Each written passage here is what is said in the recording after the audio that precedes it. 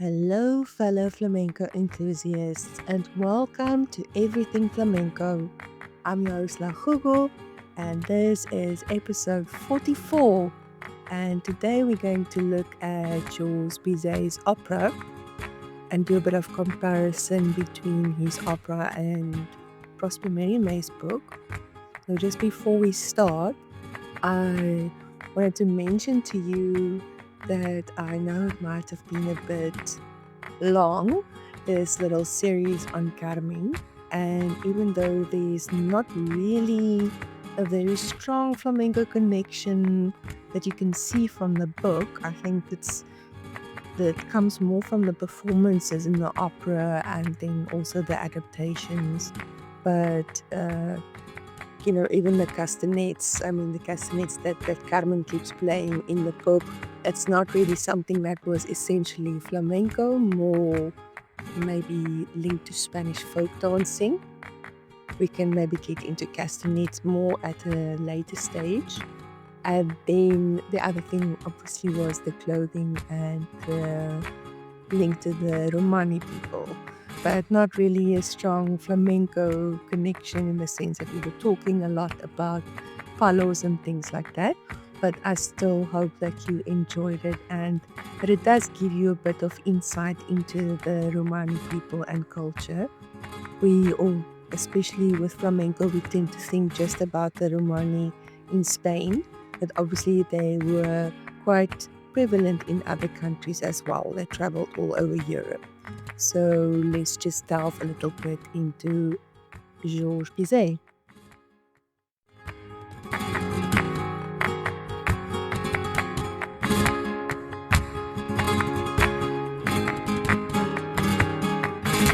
So to start off this episode, I'm firstly going to read a dedication from Alexander Warchnik to Georges Bizet, which is in the front of the book that I was gifted that I spoke to you about in episode 37. So here goes.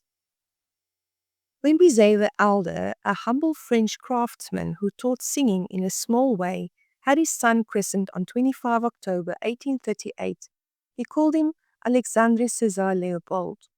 But the boy's mother called him Georges for every day, and the name stuck. The young Georges was a peaceful sort of child who cheerfully did his homework and passed all his examinations. His mother was musical, and his own talents in this direction were unmistakable. He was admitted to the Paris Conservatoire at only 9, from 1853 studying composition under the successful master of opera, Jacques Helledy, whose daughter he later married. At 19, he won the Offenbach Prize with the neatly constructed one-act operetta Les Docteurs Miraculeux, and not long afterwards the coveted Prix de Rome, which carried a 3-year bursary to study in the Eternal City. There his fate was decided. He wrote to his mother, "I am now definitely inclined to the theatre. I feel certain dramatic chords humming within me, such as I have not felt till now. I am full of hope." In the Paris salon of Helledy, after his 3 years in Rome, Bizet met Franz Liszt. The honored master was playing one of his latest compositions for piano, bristling with difficult passages. When the applause had died down, Liszt had said, "There are only 2 pianists who can play this exactly as written, in the original tempo, Hans von Bülow and myself." Then the modest Bizet sat down and played the piece at the required tempo, at sight, flawlessly. For all that, he did not want to figure as a pianist or a piano teacher. He would rather compose opera. The first 4 operas he wrote were never produced in his lifetime, and he did not make his debut until he was 25, with the Pearl Fishers. There were 3 other attempts, Jamilé, The Fair Maid of Perth, and one in 5 acts called Ivan the Terrible, and then, in 1875, his masterpiece, Carmen. Ludovic Halevi, Bizet's brother-in-law, and Henry Mailhac, who collaborated again on the immortal libretto for Die Fledermaus, had made out of Prosper Mérimées' long short story a scenario so dramatic that it raised a storm. A director of the Paris Opera Comique was scandalized by the riffraff of smugglers, bandits, gypsies, and cigarette girls in the cast, and even more by the final curtain when the heroine is stabbed to death on stage. He implored the librettist Halaby, "Do not make her die!" But Carmen did die. In 6 months of furious work, Bizet got the score down on paper. The instrumentation he wrote out for each individual part on 1,200 pages in the scarcely conceivable time of 8 weeks. Carmen was staged for the first time on 3 March 1875. The spoiled star of the Parisian opera, Caillie Marie, sang the title role. Even so, it was only a partial success. The audience, accustomed to a lighter diet, was unappreciative. 3 months later to the day, Bizet was dead.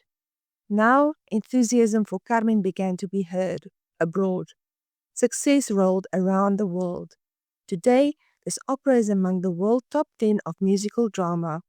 For us, the names of Bizet and Carmen are inseparable. So that is the quote from Alexander Wyshnik. The next part of this episode is going to be taken in bits and pieces from Carl van Vechten's book, The Music of Spain from 1918. So I tried to do some initial research to see what the differences are between Carmen, the book, and Carmen, the opera. And this book from Carl van Vechten is actually extremely detailed in this respect. So I'm not going to go into all of it. It becomes quite a lot. I cannot imagine how much time it took him to research and write this book, especially as early as 1918. But I do found it super interesting, and hopefully I will be able to reference more from it. Not related to Carmen, but it's other things because he's specifically talking about the different music from Spain. And I promise I'll keep it flamenco related. So let's see what happens in the future. So I'm going to quote a lot from his book. It's just sections. It's not necessarily all in one. I took sections out of his book that I thought was going to be very interesting and related to Carmen. So here we go. The winter of 1915 and 1916 beheld the Spanish blaze. Enrique Granados, one of the most distinguished of contemporary Spanish pianists and composers, a man who took a keen interest in the survival and artistic use of national forms, came to this country, which was the United States of America, because Carl is from America, to assist at the production of his opera Goyescas, sung in Spanish at the Metropolitan Opera House for the first time anywhere. Pablo Casals, the Spanish cellist, gave frequent exhibitions of his finished art, as did Miguel Lobé, the guitar virtuoso. La Argentina, Señora Paz of South America, exposed her ideas, somewhat classicized, of Spanish dances. So see, there is at least a Spanish dancing vibe, not necessarily flamenco, but here we go.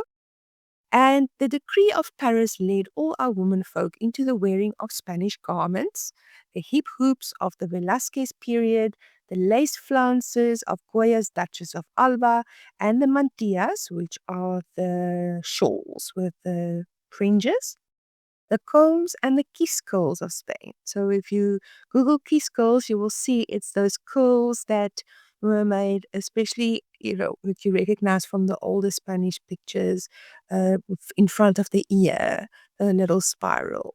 They're the kiss curls of Spain. And Mademoiselle Kuznetsov, the Russian, danced Spanish dances. And at the New York Winter Garden, Isabel Rodriguez appeared in Spanish dances, which quite transcended the surroundings and made that stage as atmospheric for the few brief moments in which it was occupied by her really entrancing beauty as a dancer in Seville. The tango, too, in somewhat modified form, continued to interest ballroom dancers. Dance to music provided in many instances by Senor Valverde, who was an indefatigable producer of popular tunes, some of which have a certain value as music owing to their close allegiance to the folk dances and songs of Spain. So we have spoken about the differences between Spanish folk dancing and flamenco, which heavily, I think, also influence each other. and flamenco keeps evolving. So we'll see where it will end up in a few years' time. But if Mr. Gatti Casazza, with the best intentions in the world, should desire to take advantage of any of this popularity by producing a series of Spanish operas at the Metropolitan Opera House, say 4 or 5 more, he would find himself in difficulty. There is Felipe Pedrell's monumental work, the trilogy Los Pirineos, called by Eduard López Chavarri the most important work for the theatre written in Spain, and there's the La Dolores. For the rest, one would have to search about among the zarzuelas. Zarzuela is often defined as a Spanish opera, so it's like a theatrical play that contains musical acts, and then the characters usually represent the working classes. So you have the chulos, that's men wearing peculiar clothes and making extravagant gestures, the ratas, who are the thieves, and nannies and policemen. So I had to look that up just to make sure because I didn't know what zarzuela was. So now you also know. So you have to search about among the zarzuelas. Would the Metropolitan Opera House be a suitable place for the production of this form of opera? It's doubtful, indeed, if the zarzuela could take root in any theatre in New York. The truth is that in Spain, Italian and German operas are much more popular than Spanish, which I found very interesting since I do think that the Spanish are very proud of where they come from, but that might just be my perception. Anyway, Havelock Ellis wrote The Soul of Spain in 1909, and in there he affirms that a concert in Spain sets the audience to chattering. They That's quite funny.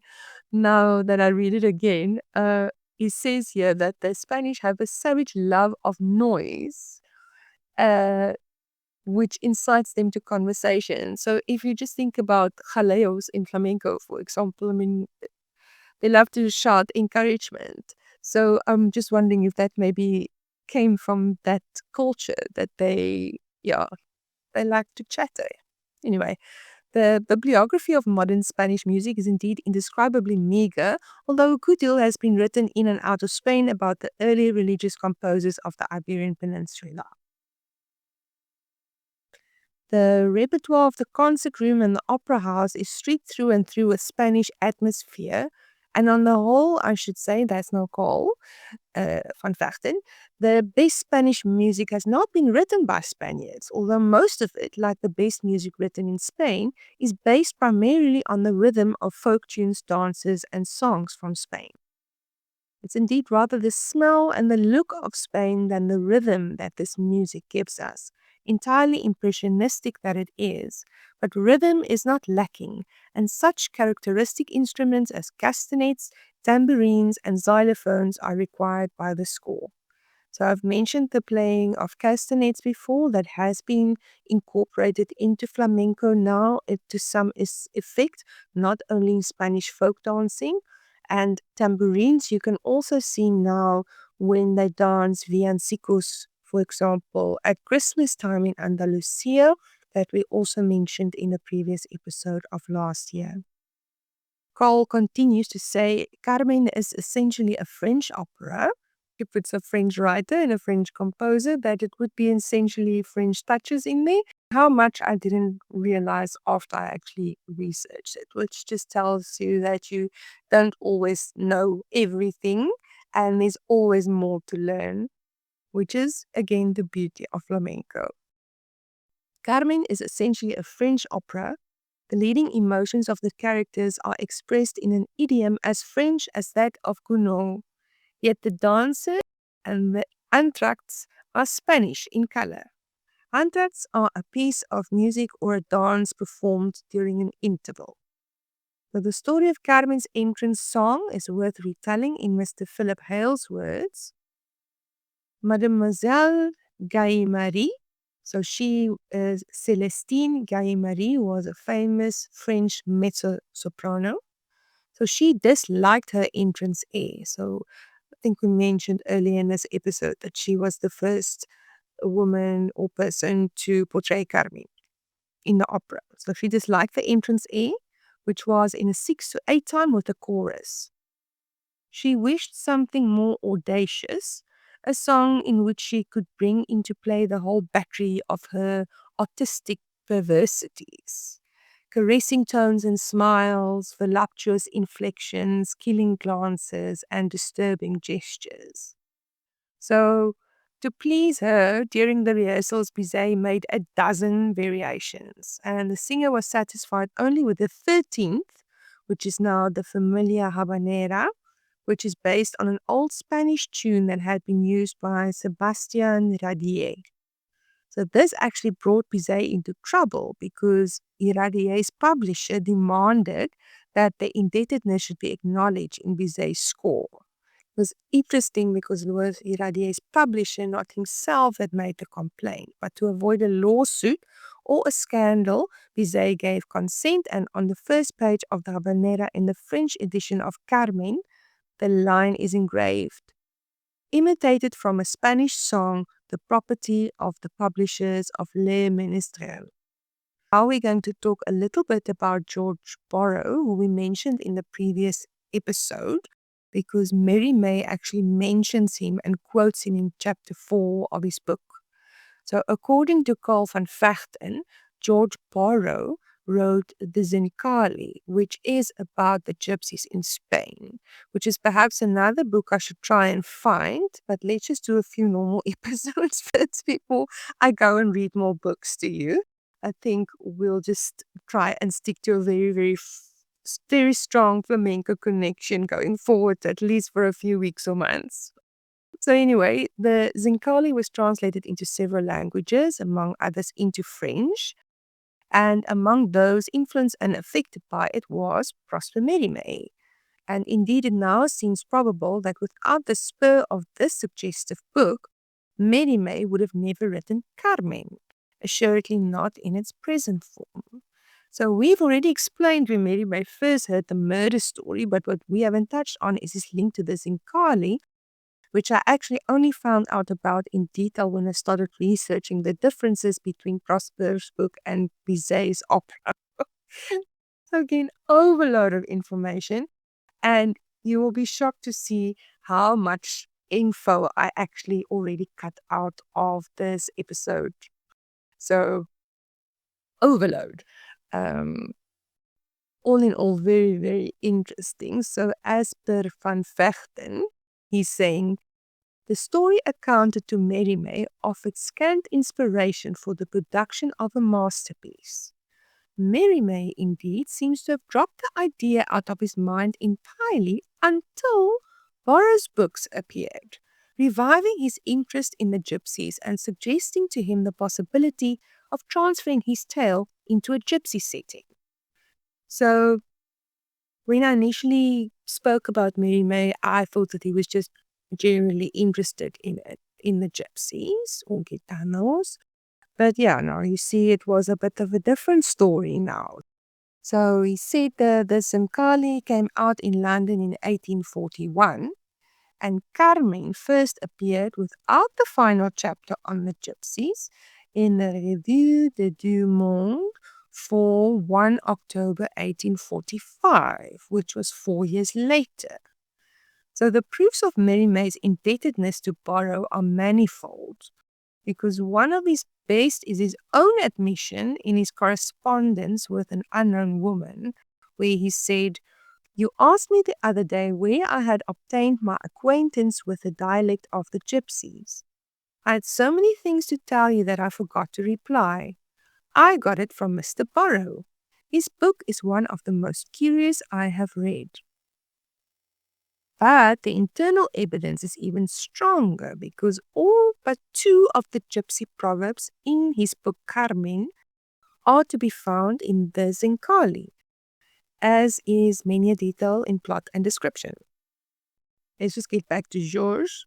So, in transferring the story of Carmen as an opera to the stage, Messieurs Melhac and Halevi, gosh, forgive me for butchering these names. I am terrible in French, and I don't speak French, but I mean, my French pronunciation is terrible. So just bear with me.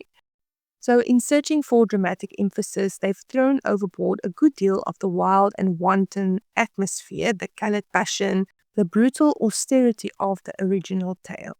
So Carmen in their version becomes a mixture of Spanish gypsy and Parisian cocotte.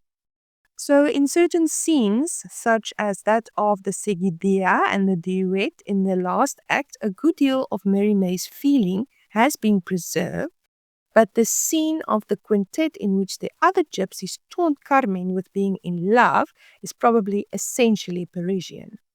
So too perhaps is the scene of the habanera. Spaniards have long protested against the work because nearly as I can discover, they consider it an idealization. So that is now Carl van Vechten's word. He says, Spanish women as a rule make the worst Carmens. It's funny because it plays off in Spain, but okay. Probably because of that very French type style of connection as well. An understanding of the French opera comique form is essential to a fine interpretation of this gypsy heroine. Even a good deal of the music is not essentially Spanish. If it were, it would probably not be great because Bizet was a Frenchman and must perforce in writing French opera, yes, Spain, with French ears. Nevertheless, I see no reason why a singer should not go to Mary May for many hints. Indeed, I think she might even go further and study Borrow's conception of the Spanish gypsy character. One line alone in Mary May would suggest a new interpretation to an actress capable of realizing it. So Jose, who is one of the main characters in the book, is speaking. Then he says, Sir, when that girl laughed, there was no way of speaking reason. Everyone was laughing with her. But, according to Carl, an actress must conceive any part in terms of her own personality, and this effect could be made only by a very complete charmer. So, now Carl goes to talk about more of the differences between the book and the opera. So he says here, in the original story, the bullfighter Lucas scarcely appears, and he is a picador, not an espada, as he becomes in the opera under the new name of escamillo. So I researched the two because I thought there was only one type of bullfighter. Again, my lack of knowledge or ignorance. So what is important to know here is the difference between the two. So both are bullfighters, but a picador uses a lance to weaken the bull during the first stage of the fight, while an espada, who is also called a matador, is the main bullfighter, who takes on the most prominent role during the fight. So Lucas was just a starter, and then Escamillo in the opera, he is now the main konijn. Okay, calling Afrikaans, he's the matador. So according to Van Vechten, he says, why was Lucas's name changed to Escamillo? I have a theory, unsupported by any evidence, that Bizet asked his librettists to furnish him with a name which would fit the music of the marvelous duet in the last act. He probably had achieved the phrase now which accompanies, je t'aime, Escamillo, only to discover that it could not be married to the name Lucas. Jealousy remains the motive for the murder of Carmen, although the scenes are quite differently arranged in the tale and in the lyric drama. Also, in the opera, Michaela is new. The only suggestion of her in Mary May's story is the following line of José's, which does not even contain her name, where he says, I was a young fellow then. My heart was still in my own country, and I didn't believe in any pretty girls who hadn't blue skirts and long plaits of hair falling on their shoulders. And that was it. So, according to Van Vechten, Carmen's second meeting with José does not take place at Leah's Pastillas, but the third does. And ever so many other details. He goes into a lot, but yeah, that for me was the main ones. So why, one wonders, does not some interpreter remember that the original Carmen broke a plate and from the pieces fashioned castanets to play while she danced the Romalies for José? And also, the brutal Garcia Lebon, Carmen's role, disappears completely from the opera. They've also blotted out Carmen's very diverting adventures with the Englishman at Gibraltar. So now we're just going to talk a little bit about Carmen the opera's rise to fame. The Carmen, according to Carl van Vechten, was produced at the Paris Opera Comique on 3 March 1875, and the first performance was really coldly received. So Charles Bigot, who's Bizet's biographer, informs us that the prelude to the second act was repeated, the air of the Toreador and the quintet were applauded, and that was all. The curtain fell on each act to complete indifference. The discouragement of the composer seems to have been deep. We do not wonder at it. Vincent de Indy told Edmond Galabert that after the first act, he and a group of young musicians met Bizet on the sidewalk near the stage entrance of the theater and felicitated him on the life and color in the music. But Bizet responded, "You are the first to tell me that, and I fear you will be the last." Carmen was a failure. The reviews were bad. There were, curiously enough, many charges of immorality. Pigot assures us that Camille Deluc, the director of the theater who never believed in Carmen, was more or less responsible for these. I find it a bit shocking because, I mean, she allowed them to do the production there and then made charges of immorality. I mean, don't you know what's going on in your theater? But okay, anyway. Um, I continue with Carl's comments. So, to a minister who wrote in asking for a loge for the first night, Bizet replied that it would perhaps be better if he came to the general rehearsal to see if he found the piece sufficiently respectable for his wife and daughters. Hmm. Okay. Anyway, possibly these charges of immorality awakened curiosity. At any rate, it is certain that after the fifth performance, the receipts rose and the apathy of the audiences became less marked. The piece was given for the 37th time on June 13, 1875, just before the theatre closed for the summer. And unfortunately, Bizet died on the 3rd of June, which was just before the theatre closed. So in the fall, after Bizet's death, Carmen was revived and given 13 representations, then not again in Paris until 1883. It's probable that Spaniards based their main objection to Carmen on the idealization of a national type offered by the libretto. It's not likely that they object to the music. At any rate, they've always found Italian, French, and German music pleasant to their ears, and many Spanish composers have been less Spanish than Bizet. The dances and some of the intermissions music then of this opera may be considered thoroughly Spanish. So at least a light flamenco connection, I guess. I'm really trying hard to pull this thread through here, you guys, so give me a break, okay? I'm going to continue with Carl's comments, so it might be well to pause for a few seconds on two descriptions of the cigarrera type. So Gautier visited the celebrated Fabrica de Tabacos in Seville, where Carmen was employed until she began to stick knives into her co-workers. And here's what he says of it. We were taken to the workshops where the cigars are rolled into leaves. 500 or 600 women are employed in this preparation.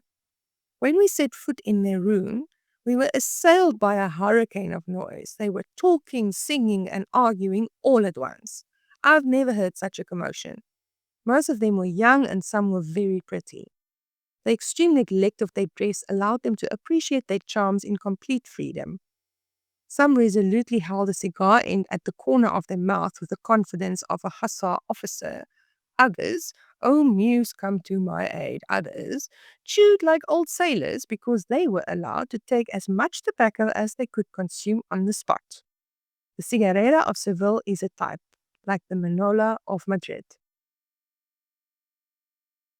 I also append Edmondo de Amici's description. The women are almost all in 3 immense rooms, divided into 3 parts by 3 rows of pilasters. The first effect is stupendous. 800 girls present themselves at once to your view.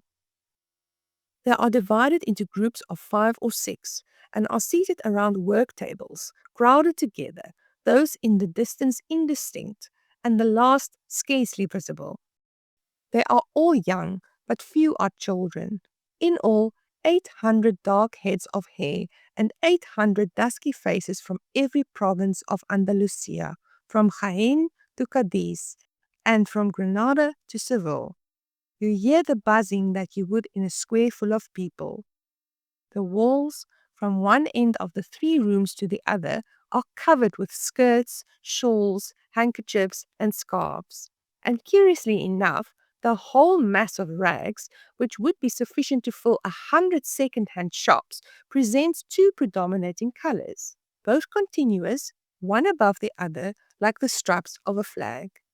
The black of the shawls is above, the red of the dresses below, and mixed with the latter are white, purple, and yellow, so that you seem to see an immense fancy costume shop, or a large dancing room, in which the ballet girls, in order to obtain more freedom of movement, have hung everything on the wall which is not absolutely necessary to cover them decently. The girls put on these dresses when they leave, but wear old things while at work, which, however, are white and red like the others. The heat being insupportable, they lighten their clothing as much as possible, so that among those 5,000 there may be hardly 50 whose arms or shoulders the visitor will not have the opportunity of admiring at his leisure, without counting the exceptional cases which present themselves quite unexpectedly in passing from one room to the other, behind the doors, columns, or in distant corners. There are some very beautiful faces, and even those that are not absolutely beautiful have something about them which attracts the eye and remains impressed upon the memory. The coloring, eyes, brows, and smile, for instance. Many, and especially the so-called gitane, are dark brown like mulattoes and have protruding lips. Others have such large eyes that a faithful likeness of them would seem an exaggeration. The majority are small, well-made, and all wear a rose, pink, or a bunch of field flowers among their braids. So I can still go on and go into all the actresses and opera singers that portrayed Carmen since it went to stage, but that is just going to cost another episode, and I think we've done enough. So I'm just going to end the episode there. I think this was quite a very interesting one. Not just reading of books, it's quite interesting information and observations about the actual real life of these people and how things can change. And I mean, this is also, again, is Carl van Vechten's opinion on this, and the opinion of people that he interviewed. So probably many different views, as is over the world, but I hope you enjoyed it anyway.